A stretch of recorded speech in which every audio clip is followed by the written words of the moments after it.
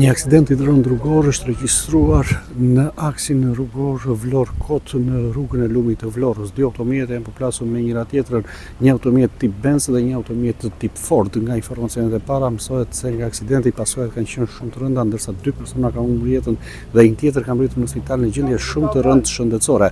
Sipas informacioneve nga policia, përplasja e dy mjeteve ka qenë shumë e fortë, ndërkohë që ka nisur dhe hetimet nga uniformat blu, të cilët kanë bllokuar edhe këtë aks rrugor për të zbardhur dhe për të vërtetuar shkaqet e vërteta të këtij aksidenti. Një aksident me pasojë 3 të vdekur ka ndodhur në mbrëmjen e së dielës në afërsi të fshatit Drashovic të Vlorës.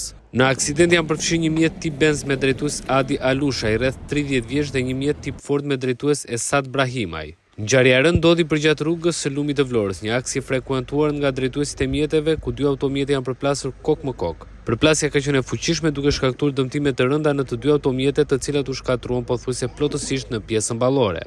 Si pasojë e goditjes, 2 drejtuesit e mjeteve, Adi Alusha i rreth 30 vjeç dhe Esad Brahima i rreth 40 vjeç, kanë humbur jetën në vendngjarje.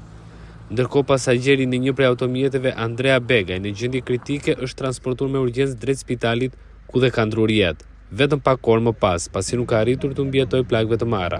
Sipas informacioneve të para, dyshohet se mjeti tip Ford ka qenë i pozicionuar gabim në mes të rrugës, duke krijuar rrezik të menjëhershëm për qarkullimin. Ndërkohë që edhe automjeti tip Benz dyshohet se ka qenë me shpejtësi mbi normat e lejuara.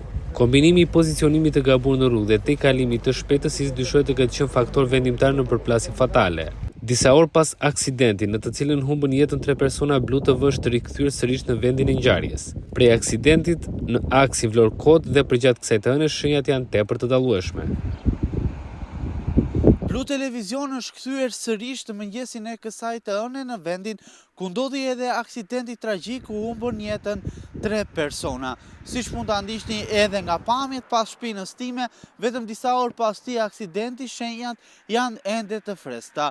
Pjesa automjetesh të shpërndara kudo, por gjithashtu edhe shenja të frenimit të fortë, i cili më pas solli edhe aksidenti tragjik pranë fshatit Drashovic në aksin Vlorë-Kot.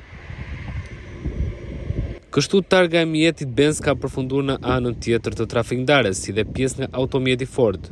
Ndërkohë në segmentin rrugor, aty ku rruga ka marrë në një pjesë të saj ngjyrën e zezë, janë shenjat e vajit dhe nafta të dalë nga mjeti Benz, si dhe shenjat e frenimit të fortë të mjetit Ford që janë ende në rrugë. Ky aksident i rënd rikthen edhe një herë vëmendjen te siguria në rrugët kombëtare, sidomos në segmentet jashtë zonave urbane, ku mungesa e ndriçimit, sinjalistika e pamjaftueshme dhe shpejtësia e lartë bëhen faktor të rrezikshëm për drejtuesit e mjeteve.